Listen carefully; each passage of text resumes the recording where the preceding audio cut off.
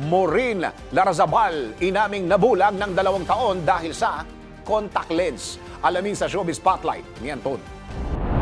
Kinumpirma ng dating sexy star na si Maureen Larazabal na nabulag siya sa loob ng 2 taon dahil lamang sa contact lens. Ayon kay Maureen, nangyari ang nakakatakot na pangyayari sa kanya noong makatulog siya at makalimutan niyang tanggalin ang mga contact lens sa kanyang mga mata. Tumitigas daw kasi ang contact lens kapag hindi ito napapatakan ng eye drops, kaya't nahiwa ang cornea ng kanyang mata at napasukan ng Pseudomonas. Sa internet site na Cleveland Clinic, nakasaad dito na ang Pseudomonas sa isang kondisyon na nakakaapekto sa skin, blood, lungs, GI tract at iba pang parte ng katawan.